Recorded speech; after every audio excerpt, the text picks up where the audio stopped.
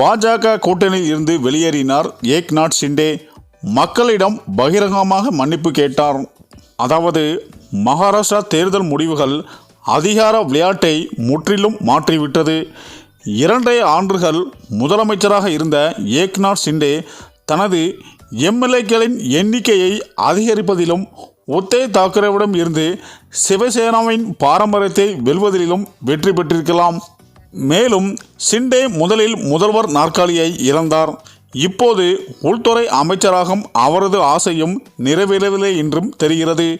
அதே சமயம் அஜித் பவார் நிதித்துறை அமைச்சராவது கிட்டத்தட்ட உறுதியாகிவிட்டது. முதல்வராக பதவியேற்பதில் இருந்து தேவேந்திர பட்னாவிஸ் தலைமையில் பாஜக முன்னிறுத்தி விளையாடி வருகிறது. ஆட்சியை மட்டுமின்றி அரசியல் அதிகாரத்தையும் தன் கையில் வைத்திருக்க பாஜக விரும்புகிறது. மேலும் ஷிண்டே தரப்பு கேட்டு வந்த உள்துறையை கொடுக்க பாஜக முன்வரவில்லை. உள்துறைக்கு பதிலாக வருவாய், நகர்ப்புற வளர்ச்சி மற்றும் பொதுப்பணித்துறை ஆகியவற்றில் ஒன்றை தேர்ந்தெடுக்கும் விருப்பத்தை ஷிண்டே முகாமுக்கு பாஜக அளித்துள்ளது. அதாவது ஏக்நாத் ஷிண்டேவுக்கு உள்துறை அமைச்சர் பதவி வழங்க வேண்டும் என்று சிவசேனா அழுத்தம் கொடுத்து வருகிறது. மேலும் சிவசேனா தலைவர்கள் ஷிண்டேவை உள்துறை அமைச்சராக வேண்டும் என்று வாதாடுகின்றனர். ஆனால் பாஜக இதற்கு தயாராக இல்லை. தேவேந்திர பட்னாவிஸ் செய்தி சேனலுக்கு அளித்த பேட்டியில், மத்திய பாஜக தலைமையான அரசு உள்ளது. மத்திய உள்துறை அமைச்சகம் பாஜகவிடம் அமித்ஷா உள்ளது. இப்படிப்பட்ட சூழ்நிலையில் ஆட்சியை கையில் வைத்திருக்கும் கட்சியிடம் உள்துறை அமைச்சர் பதவி இருந்தால் ஒருங்கிணைப்பு எளிதாகிறது.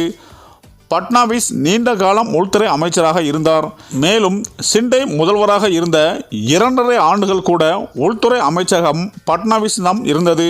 என்ன விலை கொடுத்தாலும் இந்த துறையை தன்னுடன் வைத்துக்கொள்ள பட்னாவிஸ் விரும்புவதற்கு இதுவே காரணம்.